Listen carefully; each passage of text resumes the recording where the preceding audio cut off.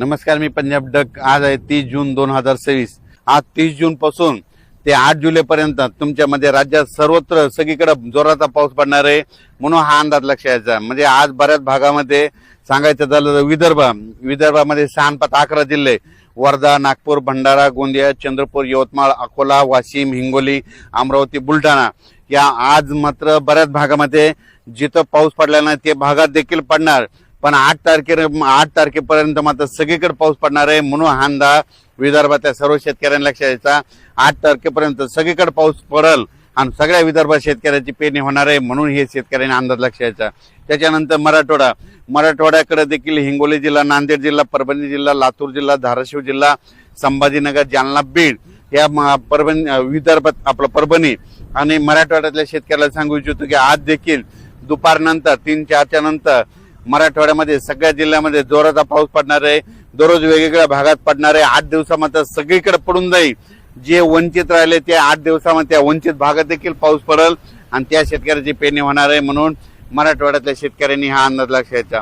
त्याच्यानंतर पश्चिम महाराष्ट्रातल्या शेतकऱ्याला सांगू इच्छितो की 8 दिवसामध्ये तुमच्या इकडे देखील जे भाग सुटलेला त्या सुटलेल्या भागात देखील पाऊस पडणार आहे, म्हणून हे अंदाज लक्षात घ्यायचा। त्याच्यानंतर उत्तर महाराष्ट्राकडे नंदुरबार जिल्हा झालं, धुळे जिल्हा झालं, जळगाव जिल्हा झालं, नाशिक, पुणे ह्या पट्ट्यातल्या सर्व शेतकऱ्याला सांगू इच्छितो तुमच्याकडे देखील म्हणजे आजच दुपारनंतर बऱ्याच ठिकाणी पाऊस जोराचा सुरुवात होणार आहे।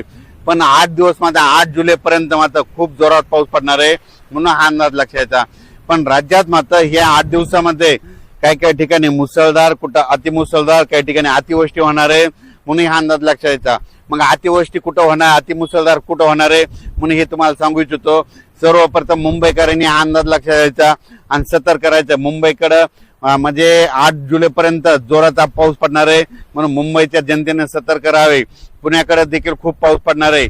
अहिल्यानगर जिल्ह्यात देखील ह्या म्हणजे 8 दिवसामध्ये अतिवृष्टी होईल, काही ठिकाणी मुसळधार पाऊस पडणार आहे। उत्तर महाराष्ट्राकडे नंदुरबार जिल्हा, नाशिक जिल्हा, जळगाव जिल्हा, धुळे जिल्हा, संभाजीनगर, त्याच्यानंतर बुलढाणा जिल्हा, अकोला जिल्हा, अमरावती ह्या पट्ट्यात मात्र अतिमुसळधार पाऊस पडणार आहे, म्हणून हा अंदाज लक्षात घ्यायचा।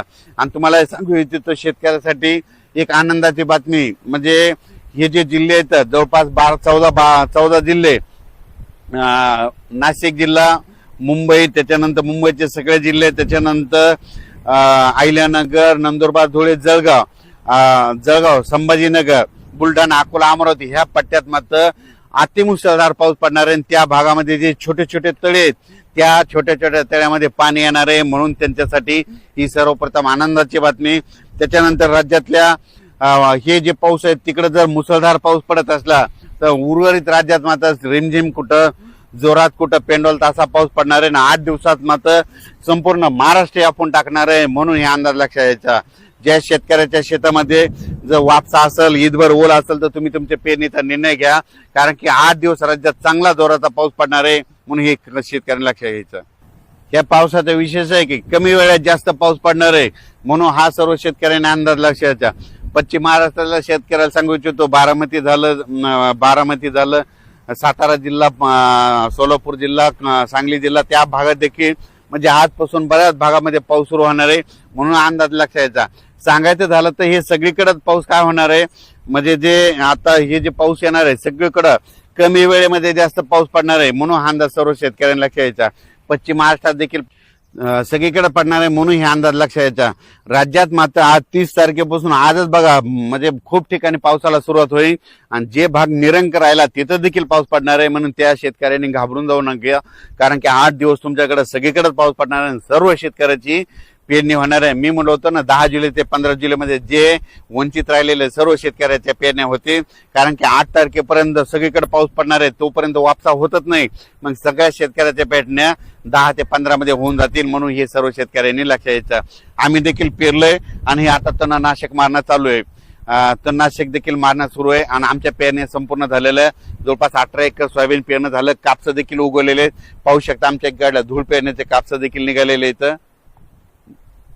हे 30 जून ते 8 जुलै पर्यंत जे पाऊस पडणार आहे त्यामध्ये शेतकऱ्याचं नुकसान देखील होणार आहे, कारण की पाऊस खूप पडणार आहे, कमी वेळेत जास्त पडणार आहे. म्हणून काय होईल, गोड्या काठचे जे शेत आहे ते घासाघाशी होणार आहे, बांध फुटणार आहेत, कारण की पाऊस जरा जोरात आहे. म्हणून हे अंदाज शेतकऱ्यांना लक्षात घ्यायचं. आपल्या पाळीव प्राण्याची काळजी घ्या, पशुधनाची काळजी घ्या.